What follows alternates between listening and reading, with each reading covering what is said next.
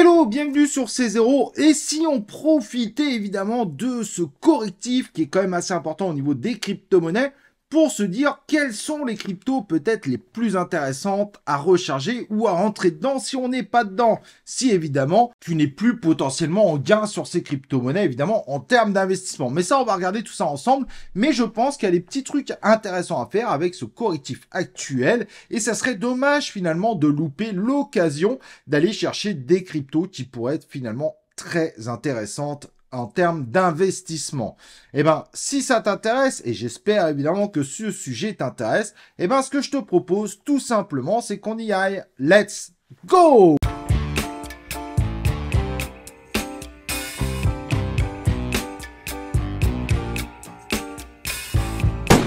Donc, comme je disais dans cette vidéo, on va regarder un certain nombre de crypto-monnaies qui deviennent vraiment intéressantes au rechargement. Mais je te donnerai évidemment un certain nombre d'explications autour pour que tu vois si tu rentres évidemment dans ce contexte-là, puisque ça, c'est également très important. Un bon investissement pour les uns n'est pas forcément toujours un bon investissement pour les autres. Au passage, n'oublie pas évidemment de t'inscrire sur la chaîne YouTube et d'activer les cloches de notif pour recevoir mes prochaines vidéos et mes prochains lives en notification. Et n'oublie pas de liker cette vidéo pour soutenir cette chaîne, très important bien évidemment. Le petit com évidemment aidera aussi sur cette chaîne qui est 100% crypto, 100% fun, 100% non bullshit, pas de lien d'affiliation, pas de projet qui paye cette vidéo.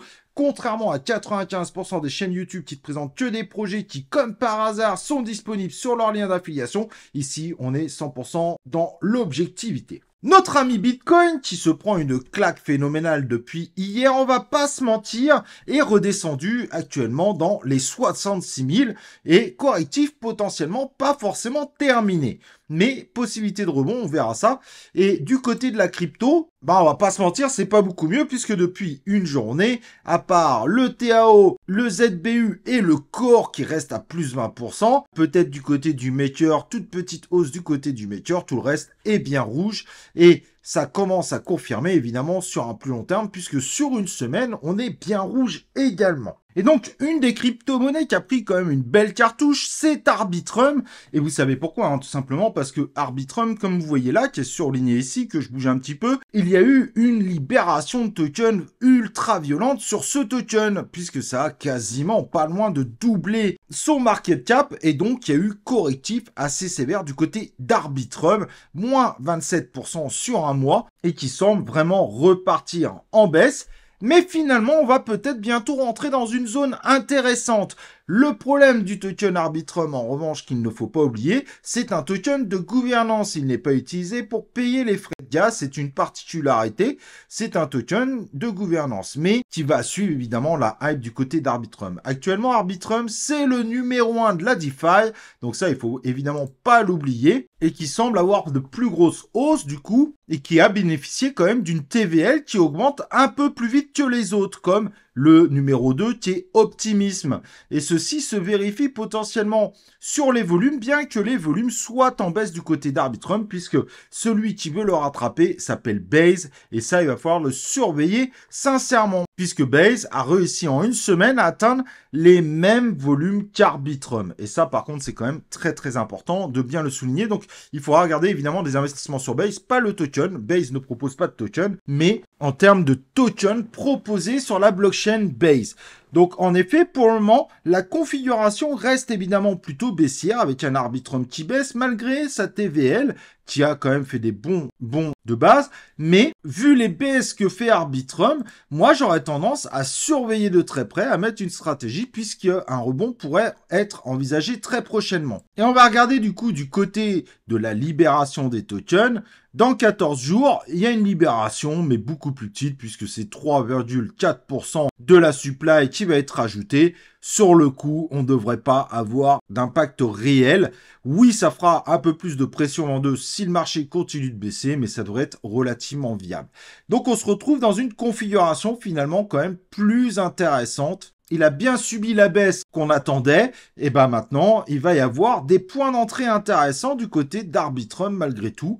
Il est bien redescendu. Ce que je vous conseillerais en revanche, c'est donc de quand même regarder du côté des volumes, que la baisse se calme, et dès que vous voyez que ceci se calme, donc c'est sur défi Lama, là, à mon avis, il y aura un point d'entrée très intéressant sur Arbitrum, qui reste pour le moment numéro 1, et même si Base devenait numéro 1, il serait un très bon numéro 2, déjà très haut, même au niveau de la TVL. Et bien que Kaspa s'est pris une grosse cacahuète, puisqu'il est parti de 0,18 et quelques à 0,13, je pense que Kaspa reste un investissement intéressant.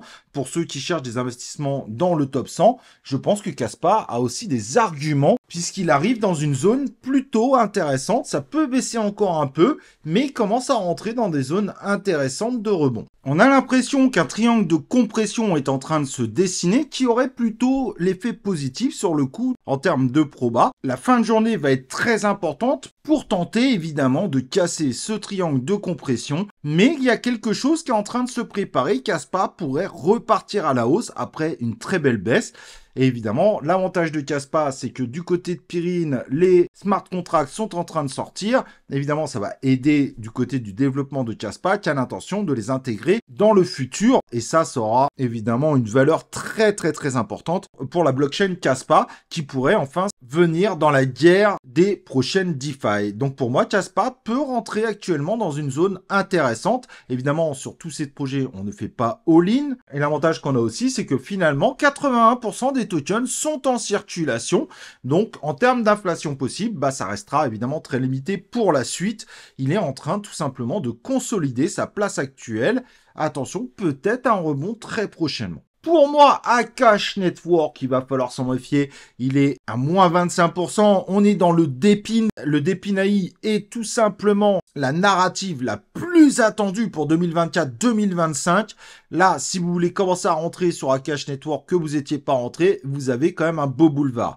60% des tokens sont en circulation. Donc, c'est vrai qu'en termes d'inflation, on pourra avoir plus 40. Ce qui voudrait dire que quand tous les tokens seront en circulation, à la valeur actuelle, on serait à 1,6 milliard. Mais ça serait pas du tout déconnant pour le numéro 2 du Dépine IA, sachant que si on prend le numéro 1, lui est déjà à 3,5 milliards de market cap. Donc la configuration de Akash Network est à mon avis intéressante pour ceux qui recherchent une alternative à RNDR, une alternative qui d'ailleurs pour le moment n'a pas su retrouver son ATH. Mais ce qui est assez logique puisque c'était lié à l'inflation du token quand même. Mais Akash Network, vraiment, je pense qu'il y a quelque chose de très intéressant à faire. Attention, on rentre dans une configuration très intéressante. Ça serait dommage, si vous cherchez du Dépinaï, ça serait dommage de louper Akash Network. Oui, vous ne ferez pas les mêmes multiplicateurs probablement que les projets qui sont dans les 100 millions de market cap.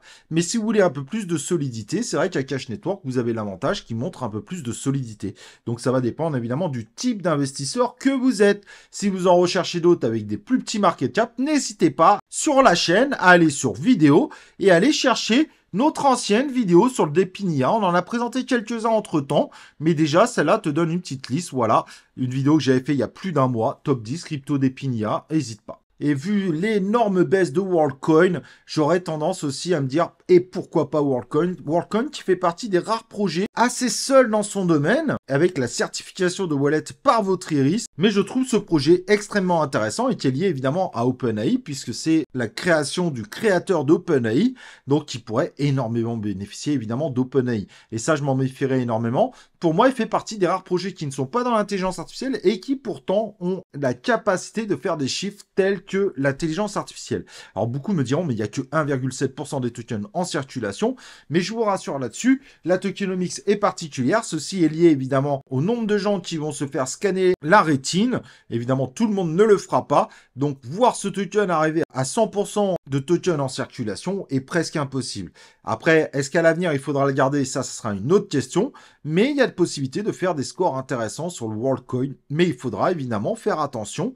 Dans le futur, c'est un token qu'il faudra surveiller de très près, voir si les gens finissent massivement à aller se faire scanner la rétine, bien que j'ai un doute personnellement que tout le monde fasse ce type de choses, étant donné la réticence à ce type de technologie.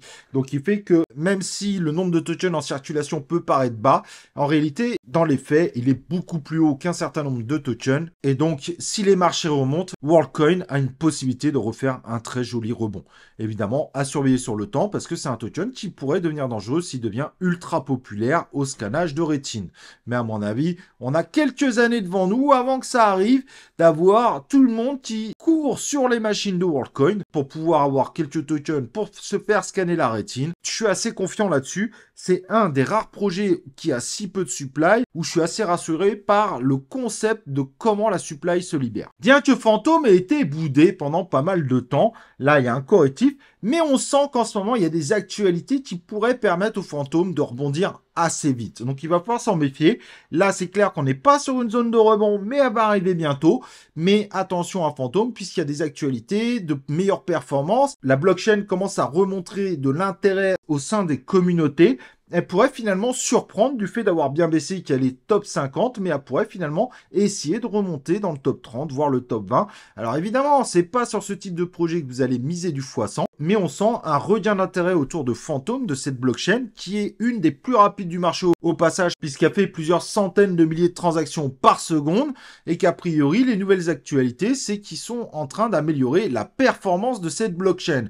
Donc je serais surpris au vu de l'intérêt qui est grandissant en ce moment autour de la blockchain Phantom, qui n'est pas un rebond intéressant pour tout investisseur qui cherche un minimum de solidité dans leurs investissements. La revoir repartir à 0,40 me paraît aujourd'hui difficile, ou sinon c'est que tous nos marchés crypto se sont totalement écroulés. Et bien que ça soit un même coin finalement, mais il est sacrément bien descendu, je me méfie parce que Trump semble vraiment parti pour récupérer la présidence des États-Unis. Le MAGA Trump, c'est évidemment le plus gros token à son effigie. Je me méfie énormément des scores que peuvent faire ce type de token, bien qu'on sait bien qu'en ce moment, les mêmes coins sont moins demandés. Comme on peut le voir ici, les tokens font des mauvais résultats.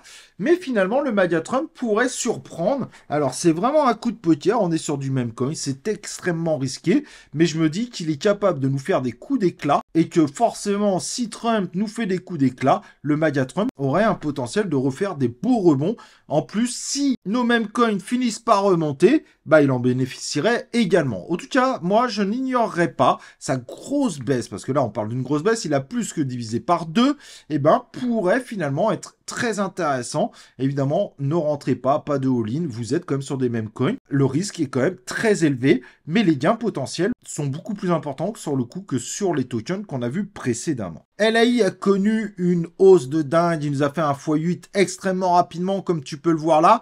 Il corrige violemment. Mais n'oublions pas qu'on est sur un token qui est repassé sous les 10 millions de market cap et qui a la possibilité de remonter. Il est pas loin d'avoir divisé par 2. Alors je suis d'accord avec vous, très peu de support aujourd'hui. Donc plutôt à surveiller, mais peut-être que ces prochains jours, il va y avoir quelque chose d'intéressant à faire avec le Layer AI, qui est l'ancien crypto GPT. Ça fait un moment qu'on le suit évidemment sur notre chaîne YouTube, mais qui finalement sait aussi attirer pas mal les troupes et qui fait partie des crypto IA tout petits market cap qui semblent attirer énormément le public. Et donc pour moi, je me méfierais énormément. Il y a une vraie possibilité très prochainement qui repartent à la hausse. Et alors là-dessus, évidemment, là on est sur des tokens à très haut risque, donc très volatiles. Mais qui dit très volatile dit des gains très importants, tout à fait possible. Le nombre de tokens en circulation est discutable, mais du coup, derrière, il y a possibilité de faire des très gros multiplicateurs. Un token qu'il faudra cependant énormément surveiller à l'avenir si on repart en bear market, puisqu'il pourrait aussi redescendre assez vite. Mais je pense que ce token a vraiment de grosses possibilités de performance.